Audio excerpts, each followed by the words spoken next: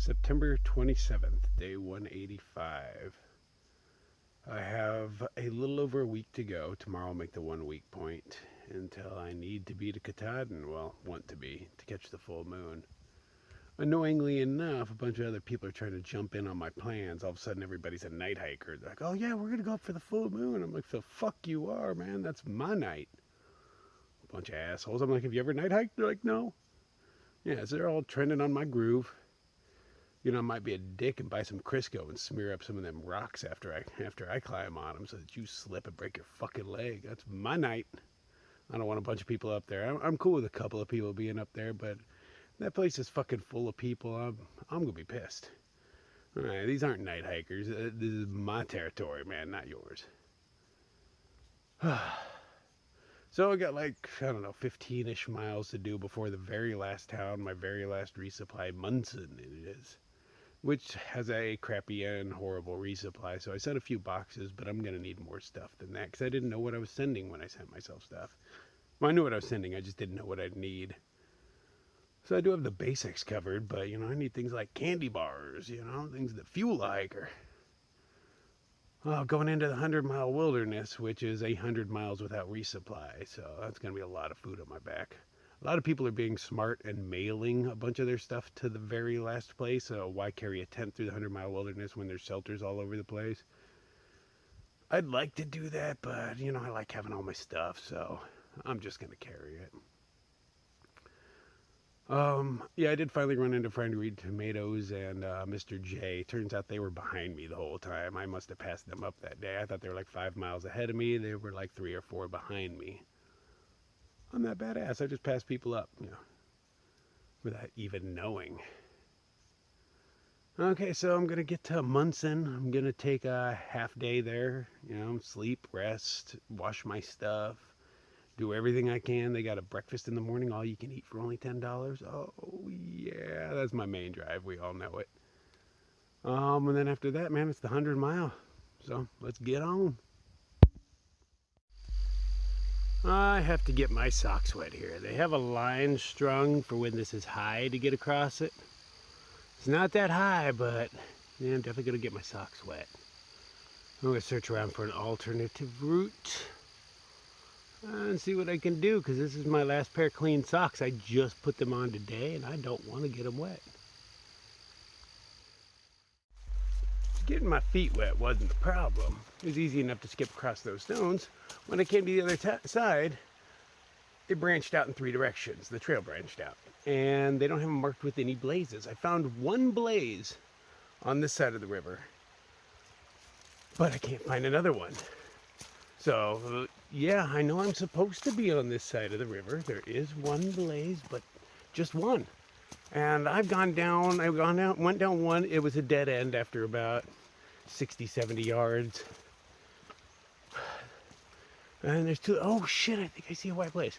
Okay, so the first white blaze, when you cross the river, you want to go right, just so you know. And the first white blaze is probably, I don't know, 300 yards down, maybe 200, I don't know. Quite a while. Oh. Other than that, I must say the MATC, the people who take care of this area, have done a great job. They come out and weed whack and stuff. You can tell they keep the foliage back. Everything's taken well care of. Coming out of the Appalachian Money Club, I probably like anybody better than them. So, but this trail is much better maintained. You can tell they put work into it. Other than this one blaze, I think that's my only mishap right here. Other than that, it's been very well blazed for me. Oh, you know, and funny, right after the first blaze, there's another one. Just like, I can see it from here. 3 trees down. 3 trees down. And what? The first blaze way up there. Way up there. Whatever. It's been overcast all morning. Very cool, especially in comparison to the past few days.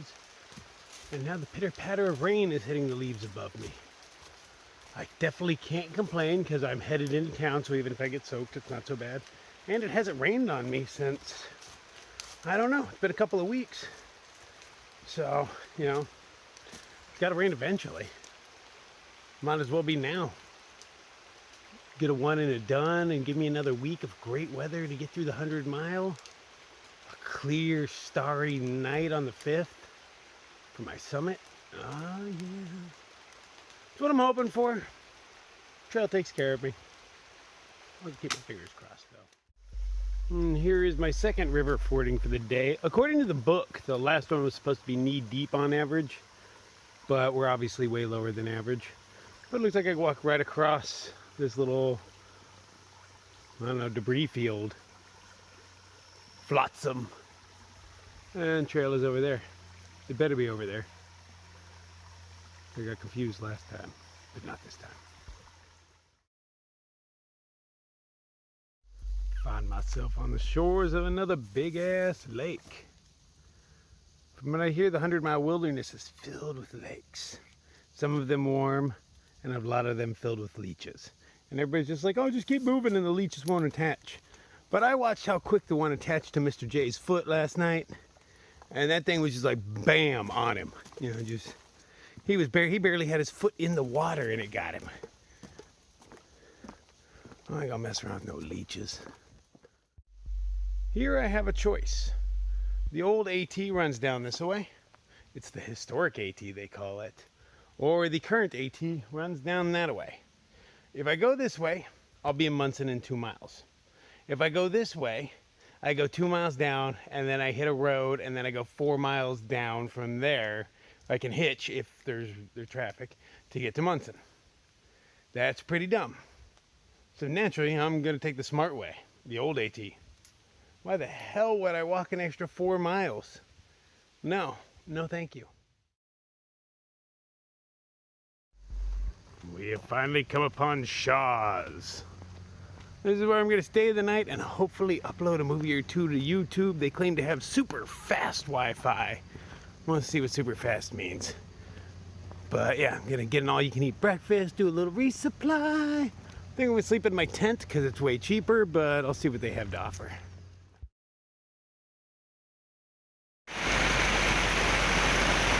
And today is off to such a good start.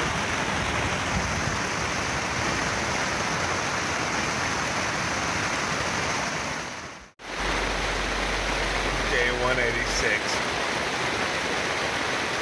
Awesome. At least I'm in my tent. Day 186 again.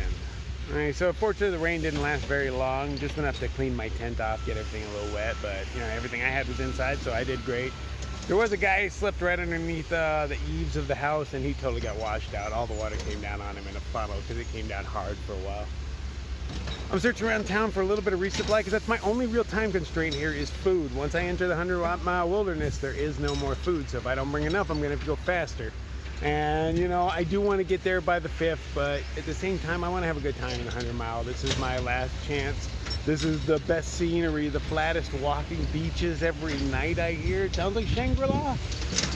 So I'm going to pack out as much food as I can and just ride it, man. See where it takes me. But yeah, it sucks to walk with all that food on my back. Yeah, what else are you going to do though? So yeah, got to be quick, you know, go around, get my stuff, get back there and head on out. Hopefully that was the last rain and it's just going to be gorgeous from here on out. Trail's been kind to me so far, so I think she'll keep it up. She likes me, I can tell. Okay, so we're at the 100-mile wilderness. There's nowhere to get supplies. That's kind of a lie because there are places that do drops. People bury food out here, so if you get desperate, you might be able to find somebody else's food. But, I mean, it should not be underestimated. Anybody that knows me, I'm underestimating the hell out of this. It's going to be good times. Not scared at all. I am off. I'm on the 100-mile wilderness. Just came across my first pond out here, about a mile in maybe. Real nice looking pond, probably way too bright to see on camera. You know, I'll just show up as like try to focus on that. There we go, that was a little better. But not stopping here anyway. It's kind of a chilly day. Actually, it's real beautiful right now, but like a little while ago when I was on the other side of this mountain, it was cold. But the wind was coming right off the lake. Now I'm just getting some good old sunshine. So my pack is heavy. It's real heavy. I mean, I'm not super duper heavy. Mr. J's is like 75 pounds, but he carries 2 people's food bags. But I'm like, you know, somewhere around 50 pounds, maybe a little bit more. So I don't know how far I'm gonna make it. So far the terrain has been easy peasy. I heard it's supposed to be kind of roughish for the first day and a half. And then after that I'm going to go into cruise control mode where it's all smooth and easy. But, you know, I'll take what I get. I could probably totally make it by my deadline. That's a week away. But there's, according to my phone, at least back in Monson, I didn't check for up in Bangor what the weather's going to be like, but there's like a 60% chance of rain. And clouds change everything up on a mountain, so you know, I have no problem waiting a little bit, but then that puts me into the weekend, and that's a holiday weekend, even though, I mean, it's just Columbus Day, but still counts as a holiday weekend. People get it off. So it'd be way more busy there. I'll figure it out as I get closer, but I don't want to rush through this. This is supposed to be the enjoyable part of this. At least for us. For Sobos, I feel bad for them. You know, their packs are still heavy because they don't know what they're doing most of the time. You know, all our packs start off real heavy. So they can't carry as much food as they're going to need. Don't have trail legs to make it through. One girl was telling me she was living off like 2 tuna packets for the last 2 days of hers through there. She had pictures of her with all these rib bones. You can see her shoulder bones. Definitely not the same for an elbow. While my pack is not light, normally in comparison for me, you know, I ride around 40-ish pounds or so. That's not bad in my book. I'd love to be one of them people that runs around with 11 or 12, but it's not me. It's not how it's gonna happen. But I've gotten far enough like this, so I'll stick with what I know.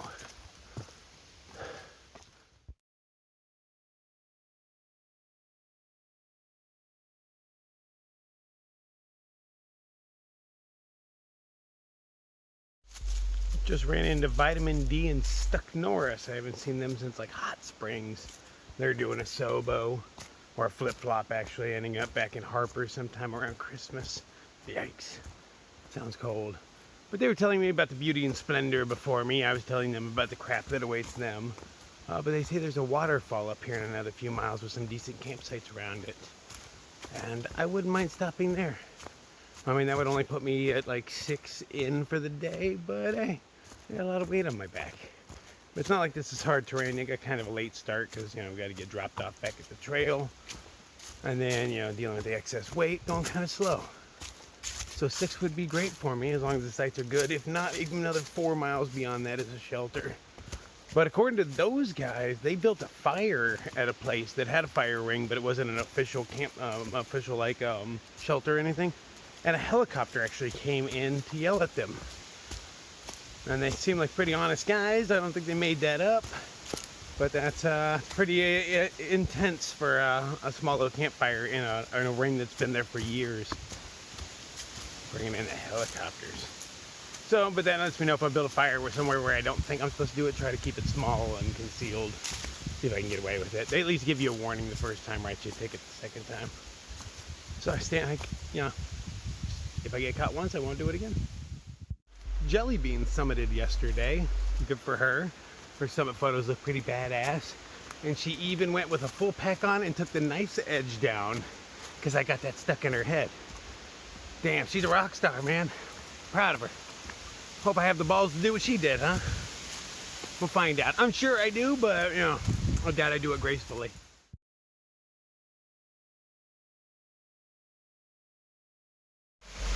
This is the waterfall. Not a whole lot of water right now. It is a slow trickle, but damn, look how deep that goes. I don't even know how deep it really goes because I can't get close enough to the edge to see down there. But we're going to be camped right up here. Very cool.